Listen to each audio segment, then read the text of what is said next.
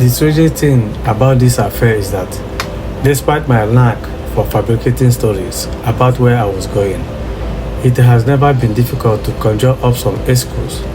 Once I open my mouth, lies tumble out as effortlessly as lies one in summer.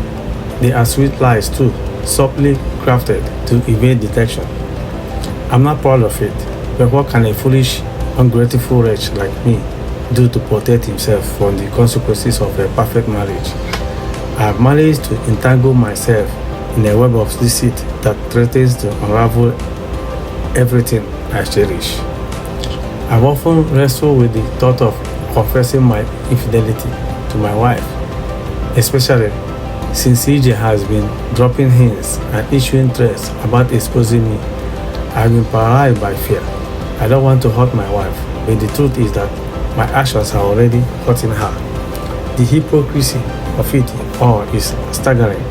I keep on with the affair, though driven by a mixture of fear and an illogical attachment to the thrill of this deception.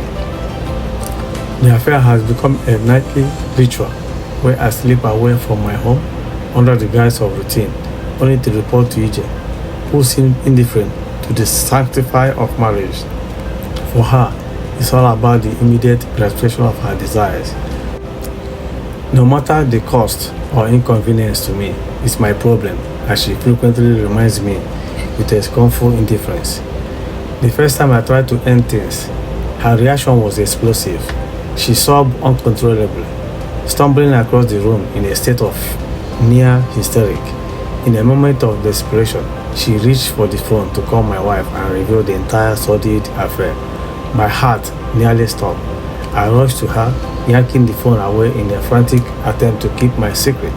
Since then, EJ has held me captive, her control over me as tight as a vice, her volatile temper and her readiness to use it to manipulate me into compliance make every encounter a nerve-wracking ordeal.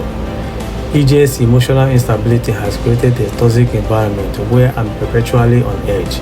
Every interaction is fraught with tension, and I live in constant fear of provoking her wrath. The circle of manipulation and deceit has left me mentally and emotionally drained.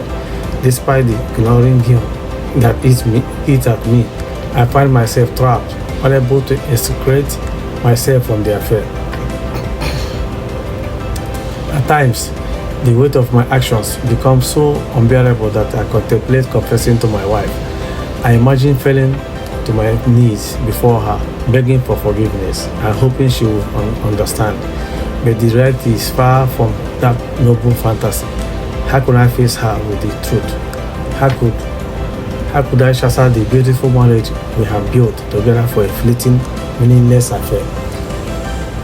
The irony of my situation is not lost on me. I'm caught between a loving, devoted wife and a destructive, selfish woman who seems to care only for her own gratification. My affair with EJ has been brief, but its impact has been devastating. It's like walking barefoot over sharp turns, each step a painful reminder of the damage I'm inflicting on my own life. How did I let something so insignificant threaten the stability of a family that I hold dear? The thought of my marriage becoming a casualty of my momentary weakness is unbearable. I can't let this destructive affair define my life. My family is precious, and I'm committed to preserving the sanctity of my marriage. The question that haunts me is how to break free from EJ's grasp. How do I extract myself from this situation without causing irreparable damage? As I sit alone, surrounded by the emptiness of my thoughts, I feel a growing sense of despair. My wife and child are away, and I find myself grappling with the reality of my choices. Then a thought flickers in my mind. I can rush to EJ, find out what she wants, and return quickly. I tell her I'll be there in a few minutes. I reply, I'm waiting. Please hurry up. I can't wait too long. Only as to my inner turmoil, I shake my head in disbelief, wondering how I ended up entangled in this mess. What have I done to myself, I ask. After a moment of soul searching, I resolve to take action. You have got yourself into this mess. Now you need to find a way out. I tell myself. The thought of continuing this carriage is unbearable. I must reclaim my peace and sanity. My marriage and my family deserve nothing less.